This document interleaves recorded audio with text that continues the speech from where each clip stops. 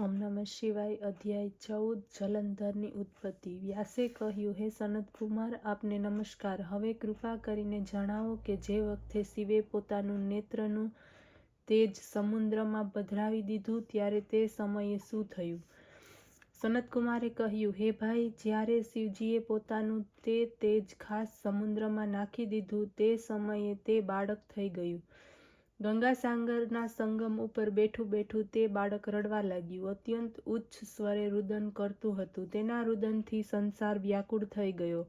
લોકપાલોના મનમાં પણ વ્યાકુળતા થઈ. ચરાચર ચલાયમાન થયું. શિવજીના પુત્રના રુદનથી બ્રહ્માંડ વ્યાકુળ બન્યું. ત્યારે બધા જ દેવતાઓ અને મુનિઓ વ્યાકુળ થઈને લોકપિતામહ બ્રહ્માને ચરણે ગયા. બધાએ મળીને બ્રહ્માને પ્રણામ કર્યા અને સ્તુતિ કરી. પછી કહ્યું કે હે પિતામહ, આ તો ભયંકર સમય ઉપસ્થિત થયો છે. હે મહાયોગી, આનો નાશ કરો. ત્યારે દેવતાઓની આ વાત સાંભળીને બ્રહ્મા સત્યલોકમાંથી ઉતરીને સમુદ્ર કિનારે તે બાળકને જોવાને માટે આવ્યા. સમુદ્રે બ્રહ્માને આવતા જોઈને બ્રહ્માને પ્રણામ કર્યા અને બાળકને તેના ખોળામાં મૂકી દીધો. બ્રહ્મા વિસ્મય પામ્યા. તેમણે પૂછ્યું કે હે સમુદ્ર, તમે જલ્દી કહો કે આ બાળક કોનું છે? સમુદ્રે વિનમ્ર શબ્દોમાં કહ્યું કે ભગવાન, એ તો હું જાણતો નથી, પરંતુ મને એટલી જરૂર ખબર છે કે આ બાળક ગંગા સાગરના સંગમ ઉપર પ્રગટ થયો છે, તેથી તે જગતનો ગુરુ છે. આપ આ બાળકને જાત કર્માદિ સંસ્કાર કરો, તેના જન્મનું ફળ બતાવો. આમ આ બાજુ સાગર બ્રહ્માને આ પ્રમાણે કહી રહ્યો હતો તે સમયે સાગરપુત્ર બ્રહ્માના ગળામાં હાથ નાખીને વારંવાર તેમને ખેંચી રહ્યો હતો. પછી તો તેણે જોરથી બ્રહ્માનું ગળું પકડ્યું. બ્રહ્માની આંખમાંથી આંસુ ટપકવા લાગ્યા.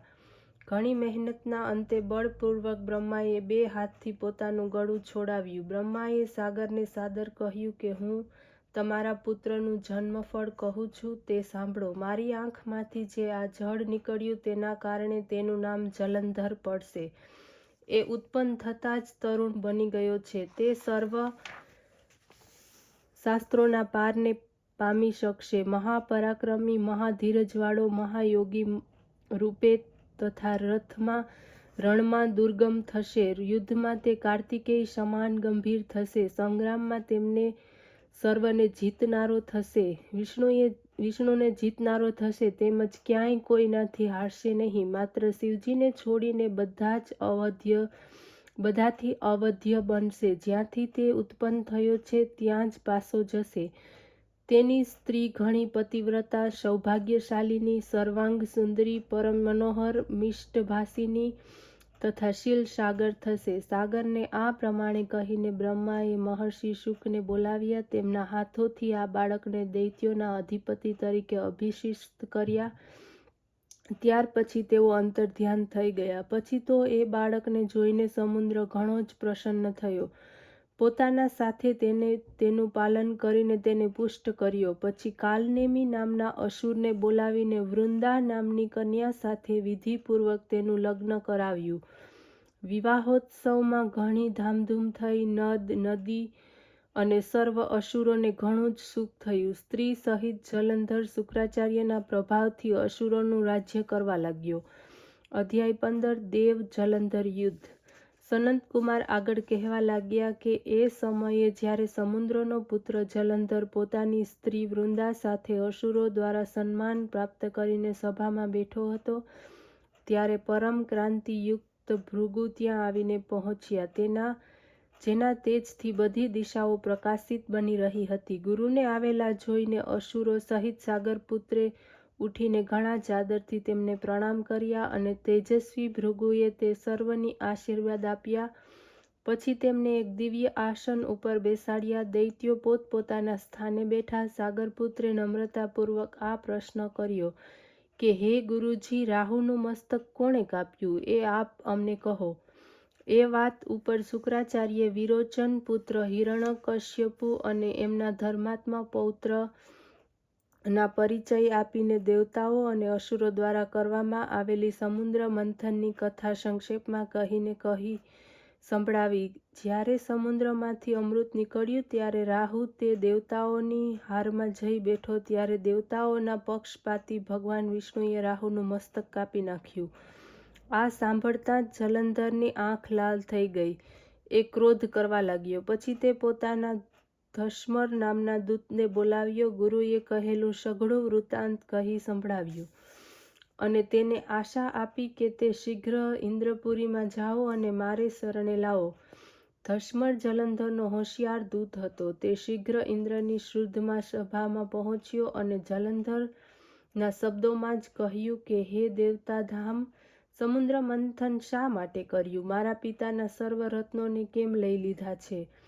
જો તું તારું હિત ઈચ્છતો હોય તો તે સર્વ રત્નો સહિત દેવતાઓની સાથે મારે ચરણે આવ, અન્યથા હે સુરાધામ, તારા માટે આ મોટો ભય હશે અને હું સત્ય કહું છું કે તારા રાજ્યનો નાશ થશે. આથી ઇન્દ્ર ઘણો જ વિસ્મય પામ્યો અને કહેવા લાગ્યો, પહેલા તો મારા ભયથી ભયભીત પર્વતોને સાગરને શા માટે પોતાની કુખમાં સ્થાન આપ્યું અને એણે મારા શત્રુ દૈત્યોની રક્ષા શા માટે કરી? આ જ કારણથી મેં એના સર્વ રત્નોને લઈ લીધા છે. હું પણ સત્ય કહું છું કે મારો દ્રોહી સુખી રહી શકતો નથી. ઇન્દ્રની આવી વાત સાંભળીને દૂત શીઘ્ર જ જલંધરની પાસે આવ્યો અને સર્વ વાતો કહી સંભળાવી. તે સાંભળતા જ દૈત્ય ક્રોધને કારણે પોતાના હોઠ ફફડાવવા લાગ્યો. દેવતાઓને જીતવાને માટે તેણે પ્રયત્ન પ્રારંભ્યો. પછી તો સર્વ દિશાઓ અને પાતાળમાંથી કરોડો દૈત્યો તેની પાસે આવવા લાગ્યા. શુંભ, નિશુંભ વગેરે કરોડો સેનાપતિઓ સાથે જલંધર ઇન્દ્રની સાથે યુદ્ધ કરવા લાગ્યો. શીઘ્ર ઇન્દ્રના નંદનવનમાં તેણે પોતાની સેનાને ઉતારી. વીરોની શંખ ધ્વનિ અને ઘોર ગર્જનાથી ઇન્દ્રપુરી ગાજવા લાગી. અમરાવતીનો ત્યાગ કરીને દેવતાઓ તેની સાથે યુદ્ધ કરવા લાગ્યા. ભયાનક કાપાકાપી ચાલી. બંને પક્ષના આગેવાનો પોતાના મૃતકોને જીવાડવા પ્રયાસ કરવા લાગ્યા. અસુરોના ગુરુ આચાર્ય શુક્રાચાર્ય પોતપોતાના દળના મૃતકોને અમૃત સંજીવની વિદ્યાથી તેમને બૃહસ્પતિ દ્રોણગિરી ઔષધિને લાવીને તેમને સજીવન કરવા લાગ્યા. જલંધર ગુસ્સે ભરાયો. તેણે ગુરુ શુક્રાચાર્યને પૂછ્યું, મારા હાથથી મરેલા દેવતાઓ જીવિત કેવી રીતે થાય છે? સજીવન કરવાની વિદ્યાને તો આપ એકલા જ જાણો છો, પછી આમ કેમ બને છે? ત્યારે શુક્રાચાર્ય બૃહસ્પતિ દ્વારા દ્રોણગિરી ઉપરથી લાવવામાં આવતી વનસ્પતિની વાત કહી. આ સાંભળીને તો જલંધર વધુ ગુસ્સે ભરાયો. શુક્રાચાર્ય કહ્યું, ગુસ્સે શા માટે થાવ છો? જો શક્તિ હોય તો દ્રોણગિરીને ઉખેડીને સમુદ્રમાં ફેંકી દો, ત્યારે મારા કથનની પ્રમાણિકતા સિદ્ધ થશે. જલંધર ગુસ્સે ભરાયો દ્રોણ પર્વતની પાસે પહોંચ્યો. અત્યંત વેગથી પોતાના હાથ વડે દ્રોણ પર્વતને ઉંચકીને સમુદ્રમાં ફેંકી દીધો. આ ભગવાન શંકરના તેજ હતું. આ જલંધર કોઈ વિચિત્રતા ન હતી. પછીથી તે સાગરપુત્ર યુદ્ધગણમાં આવીને ઘણા વેગથી દેવતાઓનો સંહાર કરવા લાગ્યો. જ્યારે બૃહસ્પતિ ઔષધિ લેવાને માટે ગયા તો દ્રોણચલ ઉખેડી નાખવામાં આવેલો જોયો. તે ભયભીત થઈને તે દેવતાઓની પાસે આવ્યા અને કહ્યું, યુદ્ધ બંધ કરો, જલંધરને હવે નહીં જીતી શકો. ઇન્દ્રે પ્રથમ જે શિવનું અપમાન કર્યું હતું તેનું આ ફળ છે. આ સાંભળીને દેવતાઓ યુદ્ધમાં જયની આશાનો ત્યાગ કરી અત્યંત વ્યાકુળ થઈ આમ તેમ ભાગી ગયા. સિંધુસૂત નિર્ભય થઈને અમરાવતીમાં ઘૂસ્યો. ઇન્દ્રાદિક દેવતાઓએ ગુફાઓનું શરણ લીધું. અધ્યાય 16 દેવો અને જલંધરનું યુદ્ધ. સનતકુમારે કહ્યું, ત્યારે જલંધરને પોતાની શોધમાં આવતો જોઈને ઇન્દ્રાદિક દેવતાઓ ત્યાંથી પણ ભયકંપિત થવા લાગ્યા અને ભાગતા ભાગતા તેઓ વૈકુંઠમાં વિષ્ણુની પાસે પહોંચ્યા. પછી દેવતાઓએ પોતાની રક્ષાને માટે તેમની સ્તુતિ કરી. ત્યારે દેવતાઓની એ વાણીને સાંભળીને કરુણાસાગરે તેમને કહ્યું કે હે દેવતાઓ, તમે ભયનો ત્યાગ કરો. હું જલ્દીમાં જલ્દી તેને યુદ્ધમાં જોઈ લઉં છું. આમ કહેતા ભગવાન ગરુડ ઉપર બેઠા ત્યારે દેવતાઓ સહિત તેમને યુદ્ધ ક્ષેત્રમાં તરફ પ્રયાણ કરતા જોઈને સમુદ્ર તનયા લક્ષ્મીના નેત્રોમાં પાણી આવી ગયું અને તેમણે કહ્યું કે હે નાથ, જો હું હંમેશા આપની પ્રિય છું, ભક્ત છું, તો હું મારો ભાઈ આપ દ્વારા યુદ્ધમાં કેવી રીતે માર્યો જાય? આથી વિષ્ણુએ કહ્યું કે ઠીક, જો તમારી આવી જ પ્રીતિ છે તો હું તેને મારા હાથે મારીશ નહીં, પરંતુ યુદ્ધમાં તો જઈશ જ, કારણ કે દેવતાઓએ મારી ઘણી સ્તુતિ કરી છે. આમ કહીને શંખ, ચક્ર, ગદા, પદ્મધારી ભગવાન વિષ્ણુ ગરુડ ઉપર ચઢીને યુદ્ધના સ્થાને પહોંચ્યા, જ્યાં જલંધર વિદ્યમાન હતો. વિષ્ણુના તેજથી ડરેલા દેવતાઓ સિંહનાદ કરવા લાગ્યા. પછી તો અરુણના અનુજ ગરુડની પાંખોના પ્રબળ વાયુથી પીડિત થઈને દેવતાઓ એ પ્રમાણે ફરવા લાગ્યા, જેમ આંધીને લીધે વાદળો આકાશમાં ફરે તેમ. ત્યારે પોતાના વીર દૈત્યોને આંધી પીડિત થયેલા જોઈને જલંધર ક્રોધે ભરાઈને વિષ્ણુને કઠોર વચન કહ્યા અને તેમના ઉપર આક્રમણ કર્યું. અધ્યાય 17 વિષ્ણુ અને જલંધરનું યુદ્ધ. સનતકુમાર બોલ્યા, હે દેવતાઓ! તીક્ષ્ણ પ્રહારથી વ્યાકુળ થઈને આમ તેમ ભાગવા લાગ્યા. ત્યારે ઇન્દ્રાદિકને આ પ્રમાણે ભયભીત થયેલા જોઈને ગરુડારૂઢ ભગવાન યુદ્ધમાં આગળ વધ્યા. તેમણે પોતાનું સારંગ ધનુષ્ય ઉપાડ્યું, ઘણા જોરથી ટંકાર કર્યો, ત્રિલોક માન્ત્યને અવાજ પહોંચ્યો. પલ માત્રમાં ભગવાને 1000 દૈત્યોના મસ્તક કાપી નાખી પૃથ્વી ભેગા કર્યા. આ જોઈને જલંધરનો મહાસંગ્રામ થયો. બાણોથી આકાશ ભરાઈ ગયું. લોકો આશ્ચર્યમાં પડી ગયા. વિષ્ણુએ બાણોના વેગથી એ દૈત્યરાજની ધજા, શસ્ત્ર અને ધનુષ્ય બાણ કાપી નાખ્યા તથા એક બાણથી એની છાતીમાં પ્રહાર કર્યો. તેનાથી વ્યવસ્થિત થઈને એણે પોતાની પ્રચંડ ગદાને ઉઠાવી ગરુડના મસ્તક ઉપર ઝીંકી પૃથ્વી ઉપર પડ્યા. સાથે જ ક્રોધથી પોતાના હોઠ ફફડાવતા તે દૈત્યને વિષ્ણુની છાતીમાં પણ પ્રહાર કર્યો. વળતા વિષ્ણુએ તેની ગદાને કાપી નાખી અને પોતાના માડગરને ધનુષ્યને ઉપર બાણ ચડાવીને તેણે વિંધવાનો પ્રારંભ કર્યો. જલંધર પણ તે ઉપર પોતાના તીક્ષ્ણ બાણ વરસાવતો હતો. આ સમયે વિષ્ણુના વૈષ્ણવની ધનુષ્ય ઉપર તેને કેટલાય તીક્ષ્ણ બાણો છોડ્યા. તેણે કાપી નાખ્યું. ધનુષ્યના જવાને લીધે ભગવાને ગદા ગ્રહણ કરી અને શીઘ્ર જલંધર ઉપર તેનો વાર કર્યો, પરંતુ તે અગ્નિના જેવી અમોઘ ગદાના માળથી પણ તે મહાકાય થોડોક પણ ચલાયમાન ન થયો.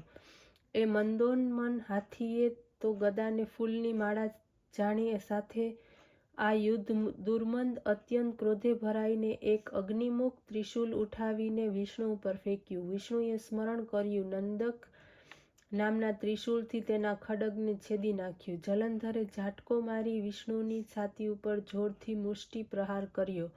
પછી બંને ઘૂંટણો ટેકવીને બાહુ અને મુષ્ટિકોથી તેનો યુદ્ધ કરવા લાગ્યો. કેટલાય સમય સુધી ભગવાન તેની સાથે લડતા રહ્યા. એનાથી એને ઘણું આશ્ચર્ય થયું. તેઓ ઘડીક થાકી ગયા. ત્યારે સર્વશ્રેષ્ઠ માયાવી ભગવાન એ દૈત્યને મેઘ ગંભીર વાણીમાં કહેવા લાગ્યા કે હે રણદુર્દંભ દૈત્ય શ્રેષ્ઠ, તું ધન્ય છે, જે આ યુદ્ધમાં આ મોટા મોટા આયુધોથી ભયભીત થયો નથી. તારા યુદ્ધથી હું ઘણો જ પ્રસન્ન છું. મેં ચરાચર ત્રણે લોકમાં તારા સમાન યોદ્ધો જોયો નથી. તું તારે ઈચ્છા પ્રમાણે વરદાન માગ, અદેય વસ્તુ પણ હું તને આપીશ. માયાવી વિષ્ણુની આવી વાણી સાંભળીને જલંધરે કહ્યું કે હે ભાવુક, તમે મારા ઉપર ખરેખર પ્રસન્ન છો તો વરદાન આપો કે આપ મારી બહેનની સાથે પોતાના કુટુંબીજનો સહિત મારે ત્યાં નિવાસ કરો. તેમને આવા વચન સાંભળીને વિષ્ણુને ખેદ તો થયો, પરંતુ એ ક્ષણે જ તે દેવેશ તથાસ્તુ કહી દીધું. હવે વિષ્ણુ બધા દેવતાઓની સાથે જલંધરપુરમાં જઈને નિવાસ કરવા લાગ્યા. જલંધર પોતાની બહેન અને દેવતાઓ સહિત વિષ્ણુને પ્રાપ્ત કરી ઘણો જ રાજી થયો. પછી તો દેવતાઓની પાસે જે રત્ન વગેરે હતા તે સર્વને લઈને તેમના રત્નોએ જલંધર પૃથ્વી પર આવ્યો. નિશુંભને પાતાળમાં સ્થાપિત કર્યા અને દેવ, દાનવ, યક્ષ, ગાંધર્વ, સિદ્ધિ, સર્પ, રાક્ષસ, મનુષ્ય વગેરે સર્વને પોતાના વશવર્તી બનાવ્યા. ત્રિભુવન ઉપર શાસન કરવા લાગ્યો. તેણે ધર્માનુસાર પુત્રોની સમાન પ્રજાનું પાલન કર્યું. તેના ધર્મ રાજ્યમાં બધા સુખી હતા. ઓમ નમઃ શિવાય.